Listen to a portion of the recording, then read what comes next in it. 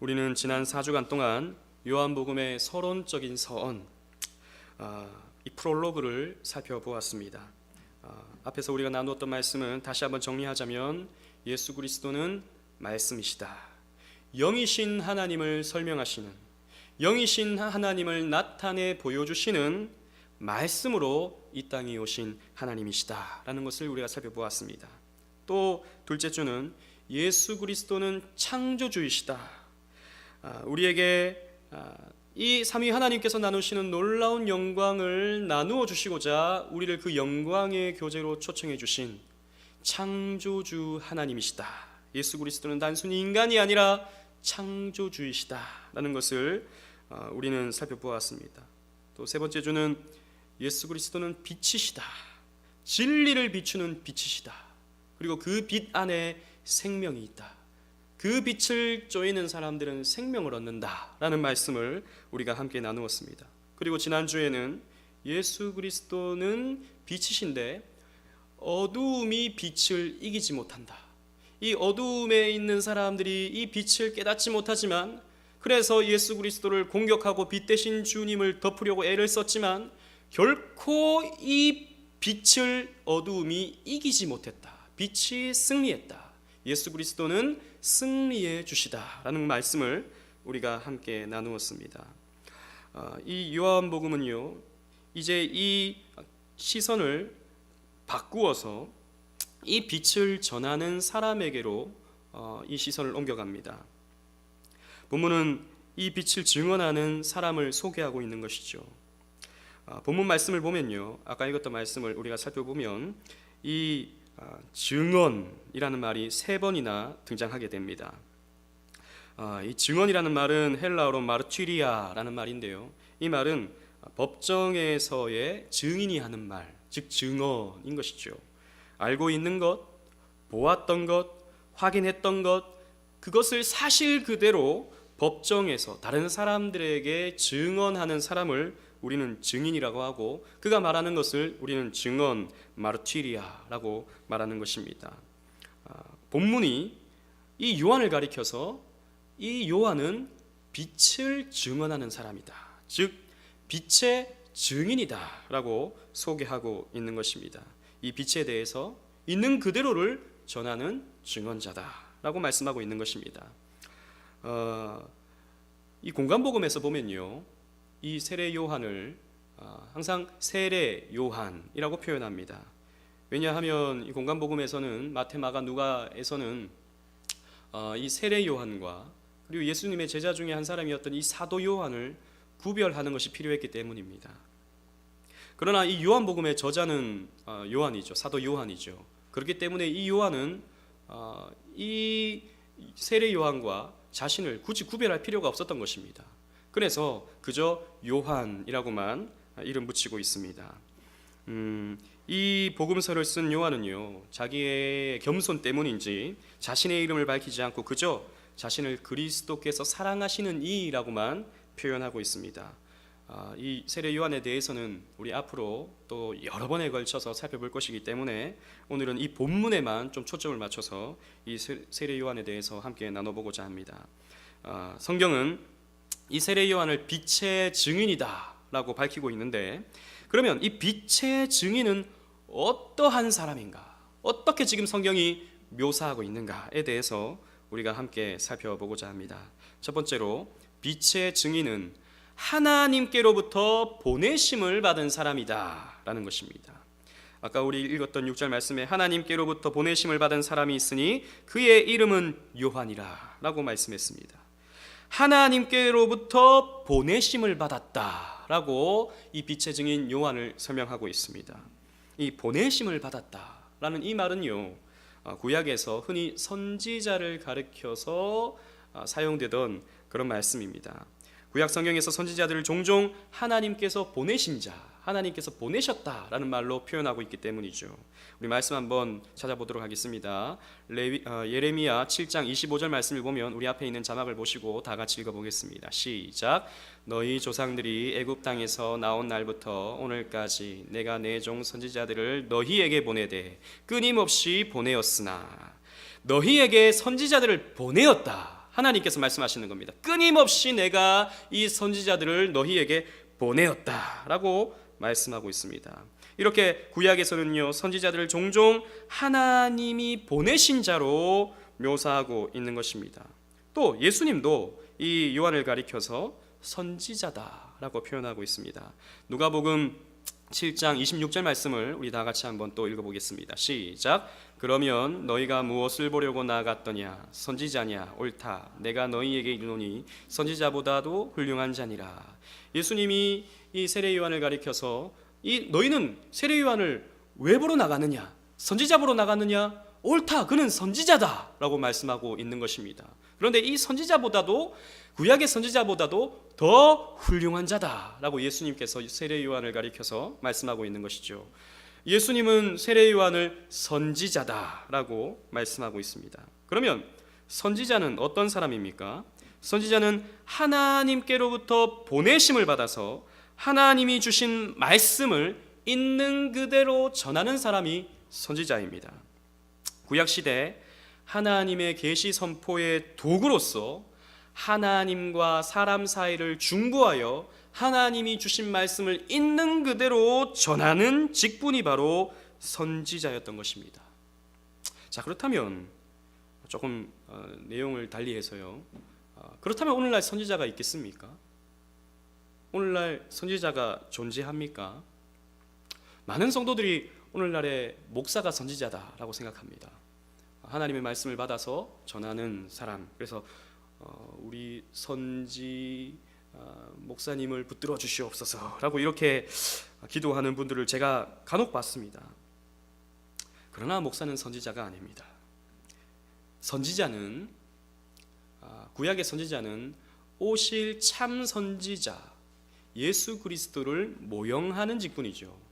이 선지자는 예수 그리스도, 참 선지자이신 예수 그리스도의 이 땅에 오심, 성육신으로 말미암아 그 선지자의 직분은 완성된 것입니다. 그렇기 때문에 오늘날에는 선지자가 없습니다.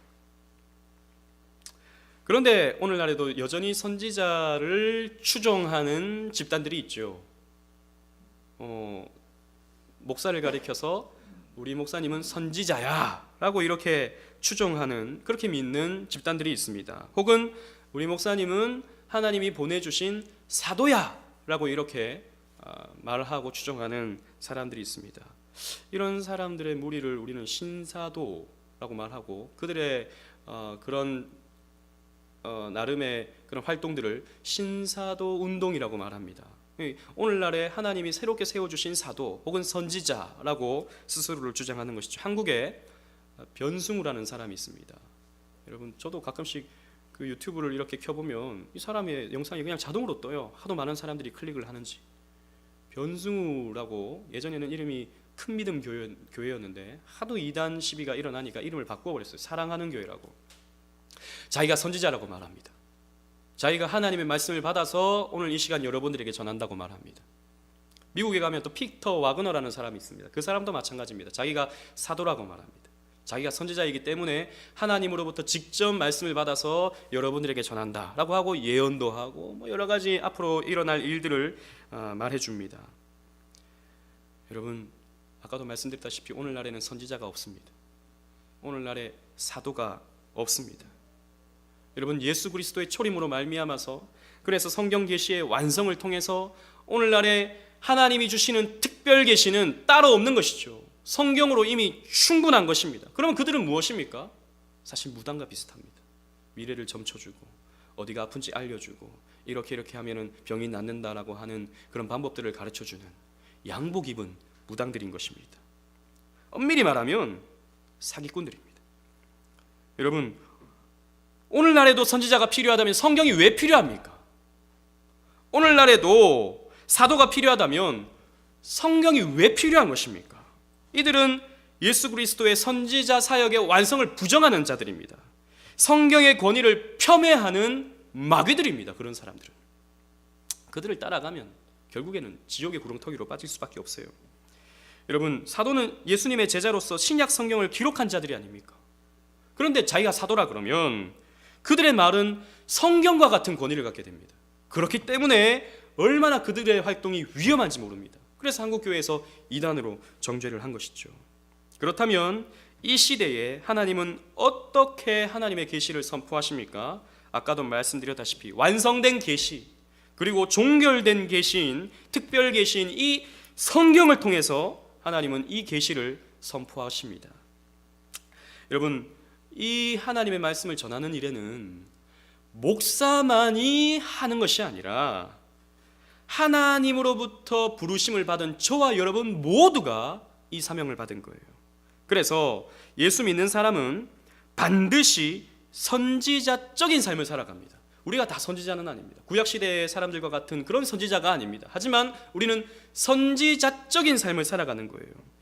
여러분, 왜냐하면 참 선지자이신 예수님을 우리는 마음에 모시고 살아가기 때문입니다. 참 선지자이신 예수 그리스도를 우리는 주인으로 모시고 살아가기 때문에 우리의 삶은 자연스럽게 선지자적인 삶을 살게 되는 거예요. 그래서 여러분, 예수 그리스도를 주로 고백하는 사람은 하나님께서 이 땅에 보내신 빛의 증인들입니다. 저와 여러분들은 오늘날의 빛의 증인들입니다. 왜?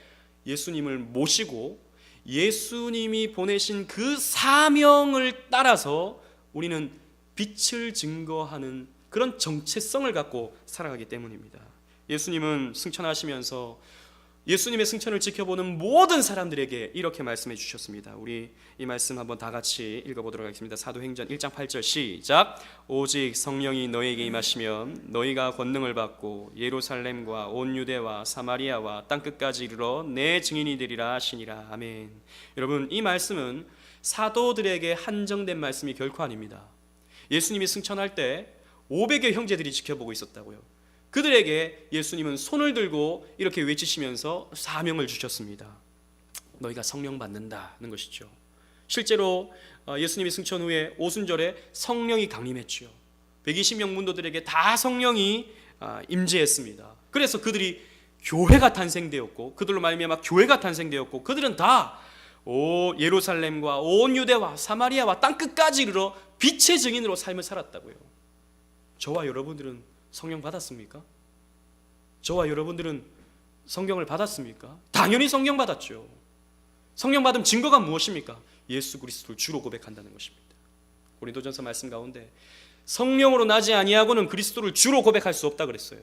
여러분, 우리가 예수님을 주인으로 모시고 주님으로 고백한다면 우리는 성령 받은 자들입니다. 무슨 방언을 말하고 어떤 특별한 몸에 진동이 있고 이게 성령 받음의 증거가 아니라 인격적으로 예수 그리스도를 주로 고백한다면 그 사람이 성령 받은 사람인 것입니다. 그렇다면 성령 받은 저와 여러분들은 예루살렘과 온 유대와 사마리아와 땅끝까지 이르러 예수님의 증인으로서 삶을 살아야 되는 거예요. 빛의 증인으로서의 삶을 살아가야 되는 것입니다. 저와 여러분들은 세례 요한과 같이 하나님으로부터 보내심을 받은 빛의 증인들인 것입니다. 두 번째는 빛의 증인은 빛을 증언하고 빛을 믿게 하는 사람입니다. 아까 읽었던 말씀 가운데 7절에 그가 증언하러 왔으니 곧 빛에 대하여 증언하고 모든 사람이 자기로 말미암아 믿게 하려 함이라 라고 말씀했습니다. 세례 요한은 자신의 생각과 어떤 일어난 일에 대해 추측을 말하는 사람이 아니었습니다. 세례 요한은 자신의 경험이나 자신이 배운 학식을 전하는 사람이 아니었습니다. 세례 요한은 하나님이 들려주신 것, 하나님이 보여주신 것, 그것을 있는 그대로 증언하는 사람이었습니다. 빛에 대하여 증언하는 사람인 것입니다. 예수 그리스도의 하나님 되심, 그리고 하나님의 말씀 되심, 예수 그리스도의 창조주 되심, 예수 그리스도의 생명 되심, 예수 그리스도의 빛 되심을 하나님께서 알려주시는 대로 증언하는 사람이 바로 세례 요한이었던 것입니다. 세례 요한은 이 빛에 대하여 증언함으로 모든 사람들, 즉 그 시대에 구원받기로 작정된 모든 사람들이 이 세례 요한의 증언으로 말미암아 예수님을 믿도록 했던 것입니다. 여러분, 빛을 믿게 하려면 빛을 전해야 되는 것 아니겠습니까? 당연한 것이죠. 여기 빛이 있다라는 것을 증거하기 위해서는 이 빛을 가르쳐 줘야죠. 당연한 것입니다. 그런데 안타깝게도 오늘날의 많은 교회들이 이 빛을 전하지 않습니다. 무엇을 증거합니까? 교회의 크기를 증거합니다. 교회 건물을 자랑합니다. 이렇게 좋은 예배당을 가지고 있다고. 교인 숫자를 자랑합니다. 우리 교회는 10,000명이 모입니다. 우리 교회는 3,000명이 모입니다. 이런 걸 자랑합니다. 목사의 학식과 목사의 덕을 자랑합니다. 물론 때로는 자랑할 필요가 있죠. 목사의 학식을 자랑합니다. 우리 목사님은 어느 학교를 나오셨고 어디에서 유학했고 어떤 학위를 가지고 있는지를 자랑합니다. 그리고 우리 목사님은 이렇게 덕을 가지고 있다고 자랑합니다. 혹은 그 교회에서 일어난 기적을 자랑합니다. 우리 교회에서 기도했더니 누가 병 고침을 받았고, 우리 교회에서 어떤 분이 그렇게 헌금했더니 이렇게 부자가 되어가지고 이렇게 복을 받았다고 이렇게 자랑합니다. 그러니 여러분, 오늘날 교회가요, 가만히 보면 예수 그리스도를 증거하지 않고 이런 것들을 증거하는데, 그러다 보니까 오늘날 교회가 빚을 많이 얻어가지고 무리해서 교회를 짓습니다. 그게 오늘날의 자랑거리가 되니까요. 그러면 사람들이 와, 이런 교회도 짓는구나, 건축해서 이렇게 목회 성공했구나, 자랑하기 위함이죠. 그래서 빚으로 건물을 짓습니다. 수단과 방법을 가리지 않으면서 교인 숫자를 불리려고 합니다. 이 프로그램 저 프로그램 동원해가지고 교인들의 숫자를 불리려고 합니다. 목사는 가짜 학위라도 사가지고, 여러분 사실 이렇게 보면 목사님들 뭐 이렇게 이력서 이렇게 보면 뭐 어디에서 유학했고 이런 나오지 않습니까? 어떤 거 보면 정말 보기 민망한 그런 것도 있다고요. 성도들은 모르죠. 어디에서 공부했는지. 미국 갔다 왔다 그러면 뭐 제대로 공부한 줄 알지만 사실 영어도 제대로 안 되는 사람이 유학 가서 무슨 공부를 합니까? 문법도 제대로 안 되는 사람이 그 어려운 신학책을 어떻게 영어로 보고 논문을 써서 그렇게 합니까? 가짜인 것이죠. 그런 것들이 한국 교회 안에 수두룩빽빽하고, 목사들은 그런 거라도 사가지고 내가 이렇게 공부했다라고 자랑하기를 좋아합니다. 또 기적 쇼를 하기 위해서 사람들을 집단 체면을 걸어버리고, 사람들로 하여금 쓰러지게 만들고, 사람들로 하여금 울게 만들어버립니다. 여러분, 교회는 이런 것들을 자랑하는 것이 아니라 빛 대신 예수 그리스도를 자랑해야 하는 것입니다. 사도 바울은 그래서 이렇게 말하고 있습니다. 빌립보서 3장 8절 말씀 다 같이 읽어보겠습니다. 시작. 또한 모든 것을 해로 여김은 내 주 그리스도 예수를 아는 지식이 가장 고상하기 때문이라. 내가 그를 위하여 모든 것을 잃어버리고 배설물로 여김은 그리스도를 얻고. 사도 바울은 가말리엘 학파에서 엘리트 중에 엘리트로서 자랐죠. 그리고 그는 로마 시민권을 갖고 있었던 사람입니다. 그런데 그 모든 것을 나는 배설물로 여긴다. 이런 것들을 나는 자랑하지 않는다. 나는 오직 예수 그리스도를 자랑한다. 나는 오직 예수 그리스도만 붙든다. 나는 오직 예수 그리스도만 전한다 라고 말했다고요. 그런데 오늘날 많은 교회에서는 왜 빛을 전하지 않습니까? 오늘날 목사님들은 왜 자꾸 자기 간증만 하고, 어떤 사람의 간증만 하고, 사람들을 웃기려고만 하고, 어떤 사람들을 울리려고만 합니까? 빛을 본 적이 없기 때문입니다. 빛을 봤어야 빛을 전할 텐데 빛을 본 적이 없어요. 하나님의 빛난 영광을 본 적이 없고, 그리스도의 뜨거운 십자가 은혜를 체험해 본 적이 없어요. 성경 속에서 빛나는 이 영광의 은혜를 체험해 본 적이 없는 겁니다. 그러니까 예수를 전하지 않고 기적만 보여주기를 원하는 거죠. 여러분, 다 그런 건 아닙니다. 아주 제가 소수만 갖고 얘기하는 겁니다. 한국교회가 다 그렇다는 거 절대 아닙니다. 한국교회 안에는 구원받지 못한 목사들이 많습니다. 제가 봤을 때 그런 것입니다. 성경을 성경대로 믿지 못하는 목사들이 너무나도 많은 것이죠. 성경을 믿지 못하면 구원받지 못한 것입니다. 그런데 그 목사를 추종하고 그 목사를 따라가는 성도들은 더 많은 것이죠. 그러니까 빛이 아닌 것들에 대해 열광합니다. 빛이 아닌 것들에 대해 사람들이 박수칩니다. 빛이 아닌 것들에 사람들은 추종을 하는 것이죠. 빛을 본 적이 없기 때문입니다. 또 빛의 능력을 믿지 못합니다. 사람들이 빛을 싫어하니까. 지난주에도 말씀드렸다시피 빛은 우리의 추함을 들춰냅니다. 빛은 우리의 죄인됨을 비춰줍니다. 그러니까 사람들이 싫어합니다. 성경 말씀을 깊게 파면 사람들이 졸려합니다. 지루해합니다. 구원받지 못한 사람들이 그렇다는 것이죠. 그러니까 우리를 좀 재밌게 해줘. 우리를 좀 흥분시켜줘. 우리에게 뭔가 좀 감동을 줘. 이런 것들을 요구하기 시작합니다. 그러니까 간증으로 채우는 것이죠. 그러니까 찬양으로 채우는 것입니다. 그러니까 인문학적인 그런 내용들로 설교를 채우는 것입니다. 그러니까 세상 다른 종교, 다른 철학에서 다 말하는 그런 윤리로 설교를 채우는 것입니다. 재밌게 해주고 또 사람들로 말미암아 즐겁게 해주려고 합니다. 여러분, 지금 한국교회의 흐름이 이렇다 보니까 여기에 우리 교회의 설립 명분이 있는 것입니다. 이렇게 교회가 많은데 왜 오직 은혜교회를 새롭게 세워야 됩니까? 빛을 잘 전하기 위해서, 빛을 뚜렷하게 전하기 위해서, 성경과 진리 있는 그대로를 우리는 전하기 위해서, 우리는 빛의 사람으로서, 빛의 증인으로서 새로운 교회를 세우는 것입니다. 세 번째로, 빛의 증인은 빛이 아니라 그저 빛을 증언하는 사람입니다. 우리가 꼭 기억해야 될 겁니다. 빛의 증인은 스스로 빛을 내는 빛이 아닙니다. 빛을 그저 증언하는 사람인 것입니다. 8절 말씀 보니까 그는 이 빛이 아니요, 세례 요한은 이 빛이 아니요, 이 빛에 대하여 증언하러 온 자라 라고 설명하고 있습니다. 세례 요한은 그저 빛을 증언하는 사람이었습니다. 그는 빛의 본체가 아니었습니다. 그는 복음으로 빛나는 사람이었지만, 그래서 많은 사람들이 따르고 많은 사람들이 존경하는 그런 사람이었지만, 그는 이 빛의 본체는 아니었습니다.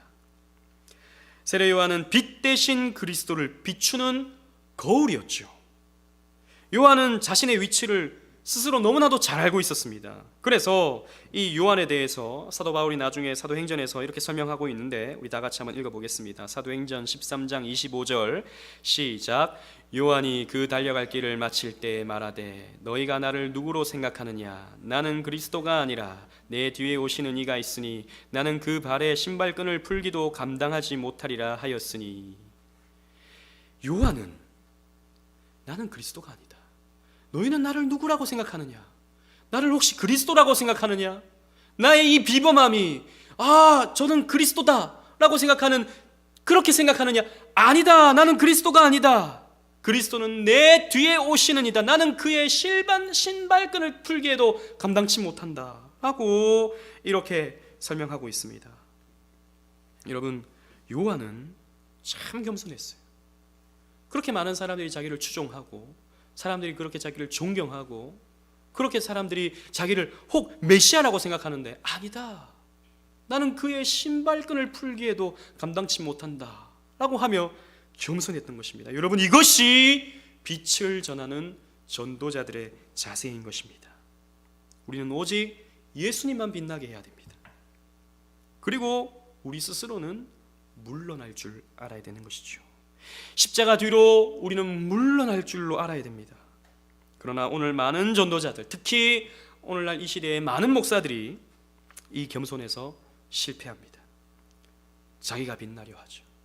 저 역시도 그렇게 우를 범할 때가 너무나도 많았습니다. 성도들이 따르고 성도들이 열심히 섬겨주면 그때부터 욕심이 들어가죠. 교만이 들어갑니다. 내가 이 정도쯤 되는 사람이라고 생각합니다. 그래서 이것이 도가 지나치면 자기를 거의 신격화해버리죠. 자기가 하나님이라고 말은 안 하지만, 자기가 그리스도라고 말은 안 하지만, 마치 그와 동일한 권위를 갖고 있는, 동일한 힘을 갖고 있는 사람인 것처럼 자기를 묘사하는 경우가 종종 있습니다. 다 그런 것이 아닙니다. 이 땅에 신실한 목사는 훨씬 더 많습니다. 겸손한 목사님들은 훨씬 더 많습니다. 그러나 간혹 이런 문제들이 일어난다는 것이죠. 그래서 자기 말을 안 들으면, 성경을 갖고 얘기하는 게 아니라 이렇게 해라 저렇게 해라 하면서 자기 말을 안 들으면 병난다고 협박합니다. 사고 난다고 협박합니다. 그리고 눈봉사 된다고 협박합니다. 죽는다고 협박합니다. 여러분, 이런 것들은 사기입니다. 앞으로 여러분 걱정하지 마십시오. 제가 이렇게 합시다 라고 했을 때 여러분들이 아니요 라고 해도 여러분 병나지 않습니다. 여러분 망하지 않아요. 여러분 괜찮습니다. 얼마든지 그건 좀 아닌 것 같습니다 라고 말해도 괜찮습니다. 제 속은 조금 삐질지 모르겠어요. 그러나 아닌 건 아닌 것이죠. 아니라고 말해야 됩니다. 교회는 결코 목사의 것이 아니기 때문입니다. 교회는 결코 목사 혼자서 이끌어가는, 그래서 목사 뜻대로 되는 그런 곳이 되면 안 되는 것입니다. 특히 장로교회는 그런 교회입니다. 그런데 몇몇 목사들이 이렇게 자신을 신격화해버립니다. 그리고 여러분, 목사님들의 가장 큰 꿈이 뭔지 아십니까? 건축입니다. 건축. 이런 상가교회에서 벗어나서 건축하는 게 목사님들의 꿈입니다. 왜? 건축이 곧 목회 성공을 보장하기 때문입니다. 그렇게 목사님들은 머릿속에 가지고 있어요. 그래서 가능하면 교회를 건축하려고 그러고, 가능하면 크게 지으려고 합니다. 왜? 그게 크면 클수록 목회 크게 성공했다고 생각하기 때문이죠. 그게 자신의 열매라고 생각합니다. 그러니까 무리해서 교회를 짓는 겁니다.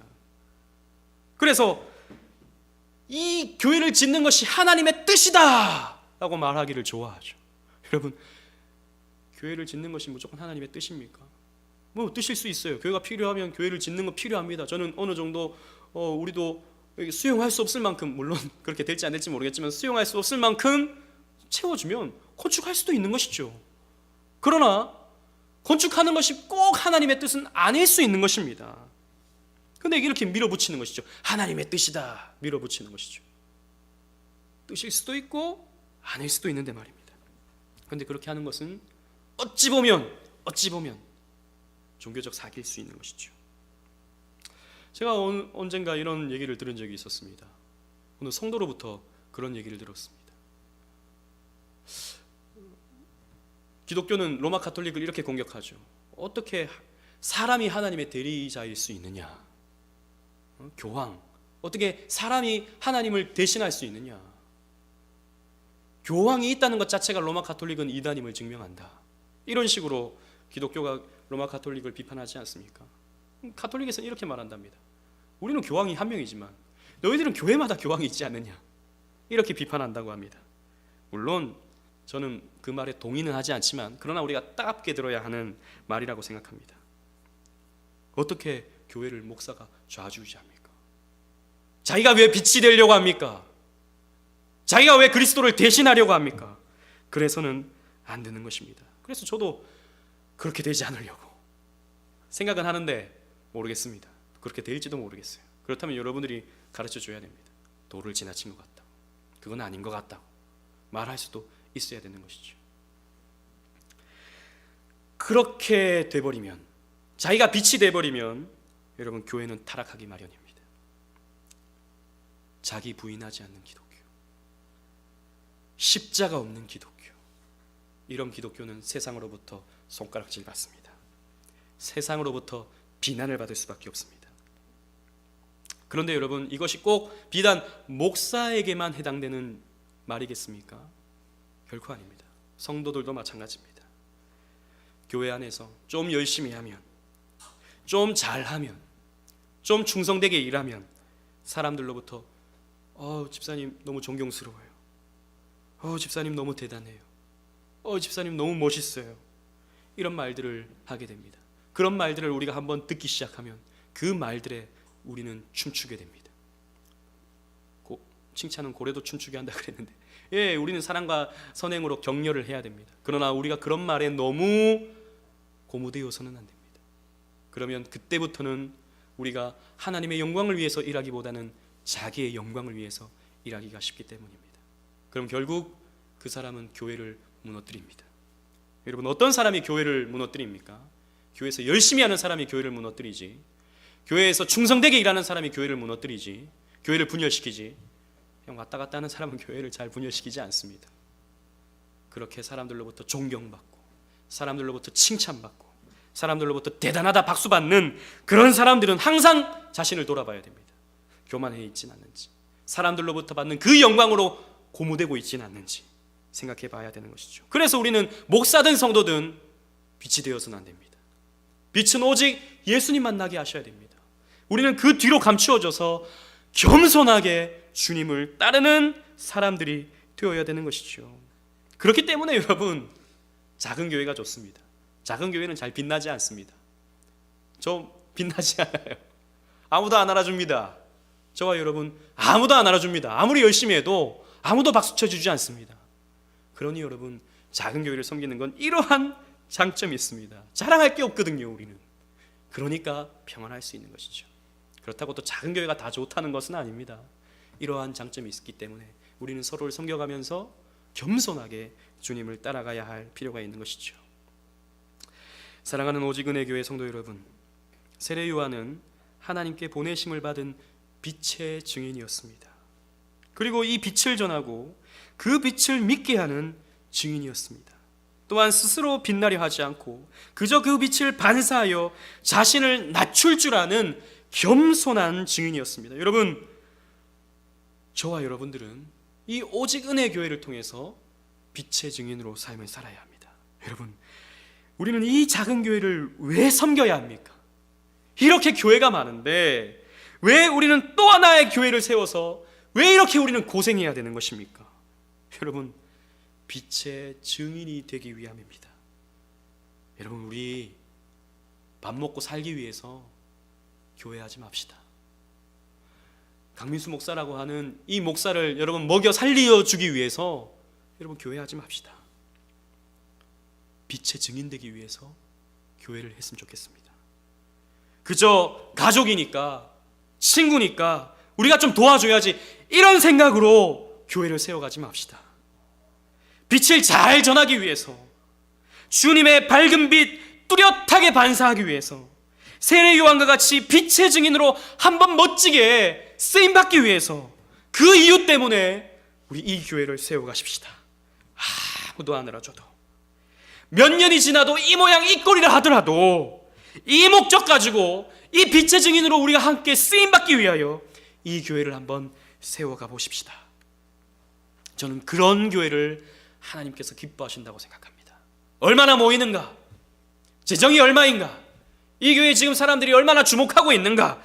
이런 거 신경 쓰지 말고 어떻게 우리는 이 빛을 잘 드러낼 것인가? 요거 생각하면서 우리 발걸음을 내딛어 보십시다. 우리 이 말씀으로 우리 말씀을 맺고자 합니다. 이사야 60장 1절 말씀, 이 말씀을 우리 다 같이 읽고 함께 찬송하시겠습니다. 다 같이 읽겠습니다. 시작. 일어나라, 빛을 발하라. 이는 내 빛이 이르렀고 여호와의 영광이 내 위에 임하였음이니라. 아멘. 일어나서 빛을 발합시다. 이거 위해서 우리는 모인 것입니다. 하나님의 빛이 우리에게 임하였기 때문에 우리는 이 영광을 반사해 내십시다. 반짝반짝 깨끗하게 이 거울을 닦아서 순결하게 정결하게 우리의 이 인격의 거울을 깨끗하게 닦아서 예수님의 빛을 만막에 비추십시다. 그래서 하나님의 영광이 여기에 있다고, 하나님의 빛이 여기에 있다고 외치십시다. 그렇게 살아가는 저와 여러분들 되시기를 주님 이름으로 축원합니다. 아멘.